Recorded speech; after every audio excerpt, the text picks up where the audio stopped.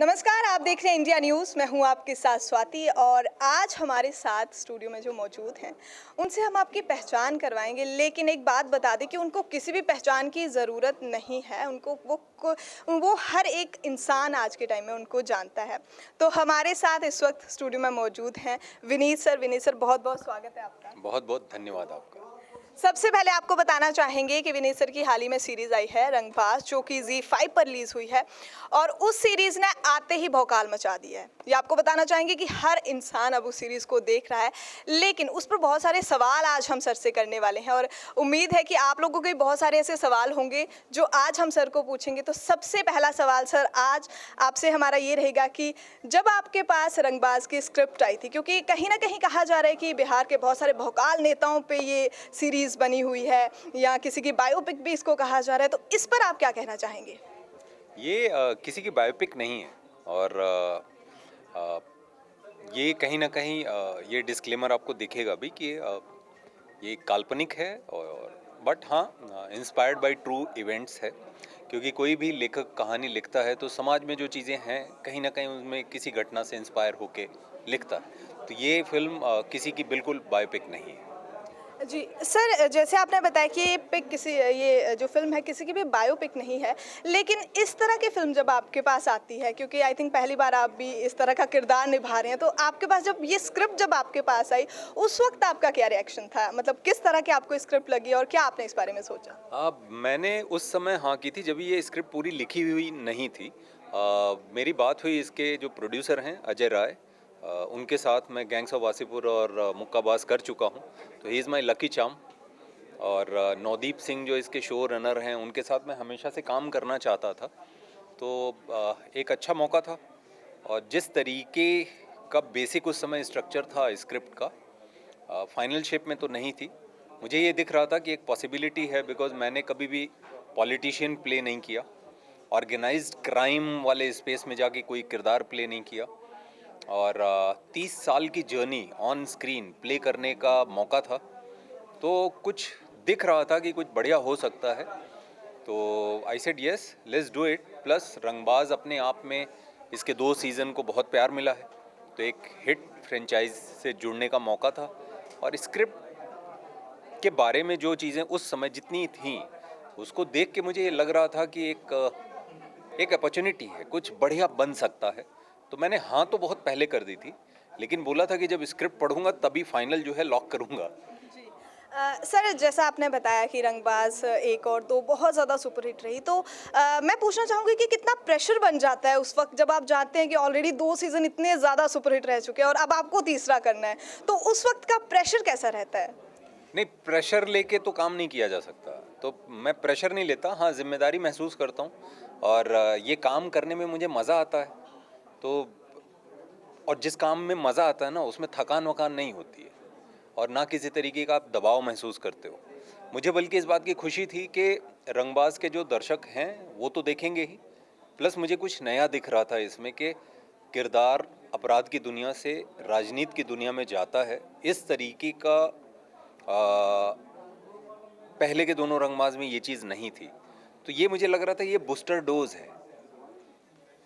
जी sir, अब थोड़ा-सा अगर हम आपकी निजी ज़िंदगी पर नज़र डालें, तो आपको बताना चाहेंगे कि सर बहुत अच्छे स्पोर्ट्स पर्सन भी रह चुके हैं और इसी के साथ सर कहीं न कहीं डॉक्टर भी हैं। तो इस पर थोड़ा अपनी एजुकेशन पर, थोड़ा स्पोर्ट्स में आपने अपना करियर क्यों नहीं बनाया? किस तरह से आप जो है एक्टर की तरफ चल पड़े, एक्टिंग की तरफ चल पड़े? इस पर थोड़ी नज़र डालिए। एक ही सवाल में आपने तीन सवाल दाग दिए हैं।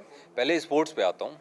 स्पोर्ट्स का क्या था कि मैं मिनी और सब जूनियर लेवल पे मैं बास्केटबॉल के नेशनल्स खेले, मैंने 5-6 नेशनल्स खेले।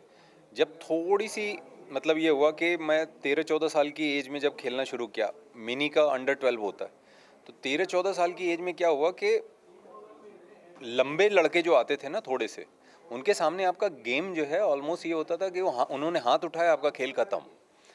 तो मैंने सोचना शुरू किया कि भाई पूरे ख़ानदान में कोई 6 फीट 4 इंच वाला तो है नहीं, तो ऐसी वाली हाइट होगी नहीं, और मैं जो सोच रहा हूँ वैसा कुछ होता नहीं दिख रहा है। तो मुझे ये चीज़ समझ में आ गई थी कि ये रास्ते पे चल के बहुत कुछ मैं नहीं कर पाऊँगा, जबकि मैं मेहनत से खेलता था। अब पढ़ाई वाली जो चीज़ है वो इसलिए हुई कि मुझे ना वही 14-15 की ही एज में कहीं ना कहीं इस बात का एहसास हो गया था कि एक्टिंग जो है ये अपने आप मुझसे होती है, कि कोई चीज़ मैं करता हूँ ये खुद ब खुद होती है। खेलने में मुझे मेहनत करनी पड़ती थी, पढ़ाई में मुझे मेहनत करनी पड़ती थी, ये चीज़ अपने से होती थी और मुझे अच्छा फील होता था। ऐसा लगता था कि मैंने कोई इफ़र्ट नहीं लिया है, खुद से हो रही है और मैं फील गुड वाली का एहसास है। मैंने सोचा अगर इसी को करियर बनाया जाए तो ज़्यादा सही होगा। लेकिन जब मैं अखबार पढ़ता था और एक्टर्स के इंटरव्यूज़ पढ़ता था तो उसमें एक चीज़ कॉमन थी कि स्ट्रगल बहुत है, संघर्ष बहुत है। मेरे दिमाग में चलता था अगर मैं मुंबई गया तो संघर्ष करूँगा कैसे, क्योंकि अगर घर वालों ने साथ नहीं दिया, जिसकी संभावना ज़्यादा थी, तो पैर कैसे टिकेंगे बड़े शहर में, क्योंकि मैं तो बनारस में था। मैंने ये सोचा कि अगर मैं डॉक्टर बन जाऊं तो मैं शाम को प्रैक्टिस करूंगा और दिन में स्ट्रगल करूंगा। तो ये मेरा प्लान था, इसकी वजह से मैं डॉक्टर बना। जी। तो सर एक और बात आपसे पूछना चाहेंगे कि जब आप इस तरह के किरदार निभाते हैं, तो आपको नहीं लगता कि कहीं न कहीं ऑडियंस पे एक नेगेटिव वो चली जाती है कि ये तो इसी तरह के किरदार निभाते हैं, ऐसा कुछ इमेज का खतरा रहता है? नहीं, मैं तो हमेशा इमेज तोड़ता आया हूँ। मैंने बॉम्बे टॉकीज़ की है और वो बहुत सीधा साधा लड़का है। मैंने आधार की है जो अभी रिलीज़ होगी, अभी हुई नहीं है। वो बिल्कुल उलट है, वो तो ऐसा किरदार है कि उसे आप डांट दो तो आपको ही दया आती है कि मैंने डांट क्यों दिया इसको। वो अपने गांव से ही बाहर कभी नहीं गया। तो गुंजन सक्सेना की उसमें कुछ अलग था। तो मुझे इस चीज़ से कभी इस चीज़ का कभी ये नहीं रहा कि नहीं मैं टाइप कास्ट हो जाऊंगा या कुछ ऐसा है, क्योंकि मैं रिपीट तो नहीं कर रहा हूँ खुद को। अब जैसे ये रंगबाज है, मैंने पॉलिटिशियन किया या इस जिस तरह का किरदार है मैंने पहले कभी नहीं किया। जी, सर एक और यहाँ पर अहम सवाल ये बन जाता है कि आज के वक़्त में जहाँ पर ओटीटी पे हर इंसान जो है मैक्सिमम मौजूद हैं लोग, और वहीं पे अगर हम बड़े पर्दे की बात करें तो आप इन दोनों में क्या अंतर समझते हैं कि कहाँ पर लोग जो है ज़्यादा एंगेज रहते हैं? इस बारे में क्या कहेंगे? दोनों का अपना मज़ा है। बड़े पर्दे पे क्या है कि एक साथ 200-400 लोग एक कहानी को बड़े पर्दे पे देखते हैं, उसके इमोशन को एक साथ ये सभी लोग महसूस करते हैं, एक साथ हंसते हैं। कहानी की जो कहानी जिस तरह से आपको ले जाती है आप वो फील करते हैं। छोटे पर्दे पे मतलब ओटीटी पे ये है कि आप ये बड़ा डेमोक्रेटिक है। यहाँ पे जो भी काम रिलीज़ होता है वो हर किसी को अवेलेबल है देखने के लिए। बड़ी स्क्रीन में ये नहीं होता कि बड़ी स्क्रीन में कोई बड़ी फिल्म आ गई तो छोटी फिल्म कहीं सिमट के रह जाती है, उसको उतनी स्क्रीन नहीं मिलती। यहाँ पे ये है कि हर काम जितने लोगों ने सब्सक्रिप्शन लिया है सबके पास जाएगा, तो अब जिसका काम अच्छा होगा लोग उसे देखेंगे। और यहाँ पे एक्सपेरिमेंट बहुत हो रहा है, बहुत सारा काम हो रहा है, तो एक्टर्स टेक्नीशियंस सभी बहुत बिजी हैं। ये कहीं ना कहीं ओटीटी की वजह से ये फ़र्क तो आया है और लोगों को अपनी फ्रीडम है कि भाई आज आपने आधा देख लिया, कल आपने आधा देख लिया, फिर भी कुछ बचा रह गया है तो उसको उसके अगले दिन आप देख सकते हो। आप ट्रैवल करते हुए देख सकते हो, आप घूमते फिरते कहीं देख सकते हो, तो आप अपनी सुविधा के हिसाब से देख सकते हैं। ये वैसा ही है जैसे आपका मोबाइल। पहले ये होता था कि आपको फ़ोन करना है तो आपको रिसीवर के पास खड़े होकर के हेलो, अब वो हेलो जो है वो आपके साथ चल रहा है।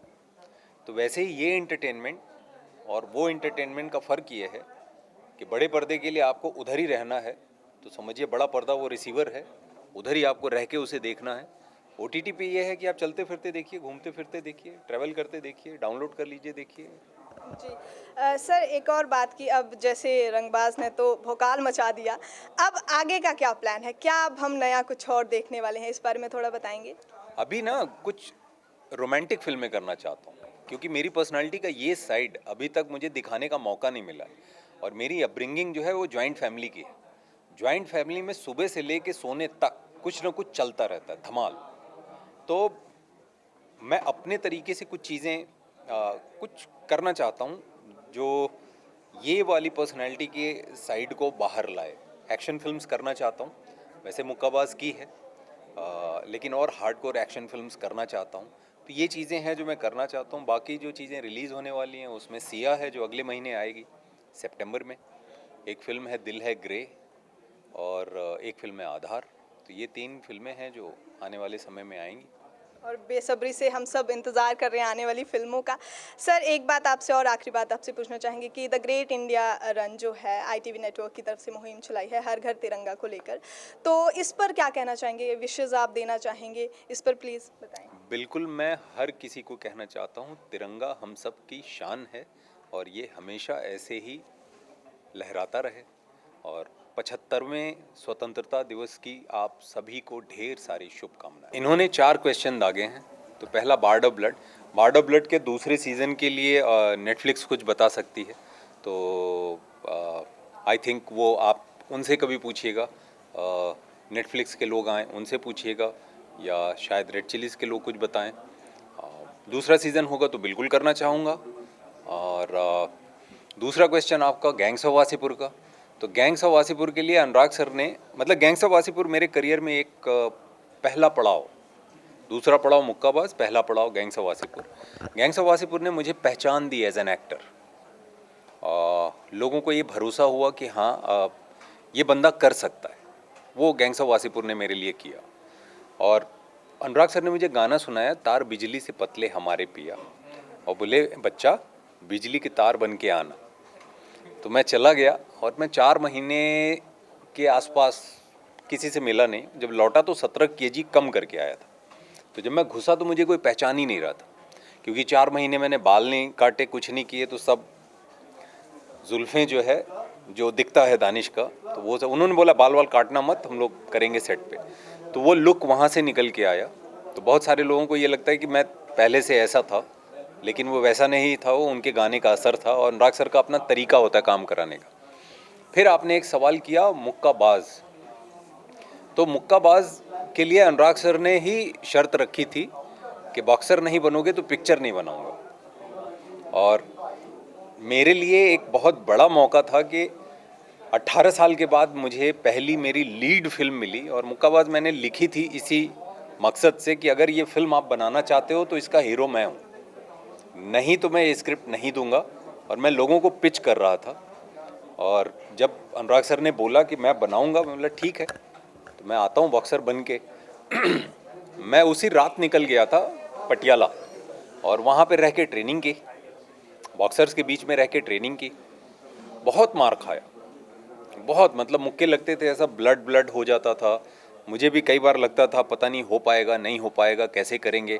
और ये तस्वीरें मैं भेजता नहीं था जब पूरी टी-शर्ट ब्लड में डूबी हुई है, क्योंकि बॉक्सिंग नॉर्मली ये खेल जो है ये 8-10 साल की उम्र से शुरू होता है।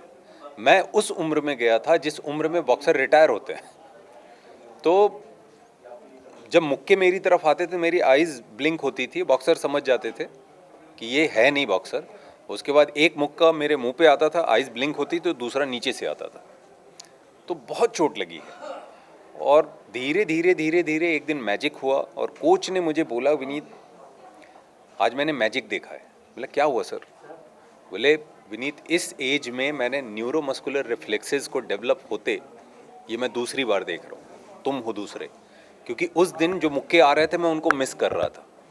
उसके बाद से फिर पीछे मुड़ के नहीं देखा। और बॉक्सर्स ये कहते हैं, सभी इंटरनेशनल लेवल के बॉक्सर्स थे वहाँ, नेशनल लेवल के बॉक्सर्स थे वहाँ, सब ये कहते थे कि यार विनीत किसी भी नेशनल लेवल के बॉक्सर्स के लेवल तक तैयार कर लिया इसने खुद को।